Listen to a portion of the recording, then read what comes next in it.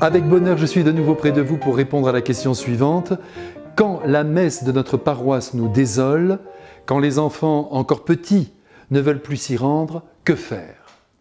Eh bien, je crois qu'il faut d'abord ici rappeler que dans la vie, ce que nous accomplissons avec plaisir sera toujours mieux fait que ce que nous accomplissons en traînant les pieds, en étant uniquement motivés par le seul devoir.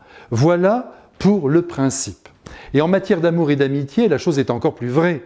Si les sentiments ne sont pas au rendez-vous, si les attraits ne viennent pas saisir la sensibilité, si la joie de la rencontre n'habite pas continuellement la pensée, avec le temps, les liens se distendront et il est fort à craindre qu'ils s'évanouiront dans l'indifférence. Vous allez me dire qu'on ne peut pas tout vivre sous le signe du plaisir et de la joie. Et vous avez raison, c'est tout à fait juste. Cependant, l'amour n'est pas un devoir.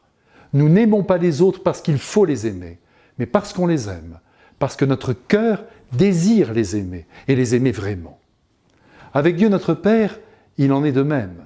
Il veut notre cœur. Il veut l'enflammer de son amour. Il veut le combler de sa joie. Et quand on s'approche de lui, notamment dans l'Eucharistie, un feu doit s'allumer en nous.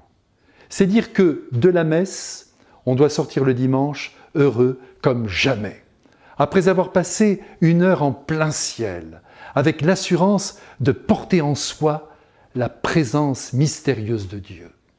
De nombreuses familles, à la fois ardentes, tiennent ce discours. Notre paroisse n'est pas formidable, la messe est plate, elle ne nous transporte pas, mais c'est notre paroisse, et les prêtres sont bons, ils font tout ce qu'ils peuvent.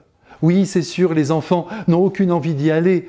Il faut dire que les chants, l'homélie, la liturgie elle-même ne nous transportent pas, mais Jésus est là, et c'est bien là l'essentiel, n'est-ce pas? Eh bien, permettez-moi de vous mettre en garde contre ce genre de réflexion fort louable et remplie de foi, mais qui nie la nature humaine en ses attentes. Et qui touche à la nature, vous savez, à la nature des choses, court un grand risque. Aussi, si vous ne pouvez rien améliorer en confiant à vos prêtres, bien sûr avec respect, ce que vous ressentez, vous êtes tout à fait en droit de partir de cette paroisse et d'en choisir une autre, où vos enfants se plairont, je dis bien se plairont. Soyez libres, bon sang, trouvez la communauté qui vous convient, la liturgie qui parle à votre cœur, et votre vie spirituelle prendra son élan. À bientôt!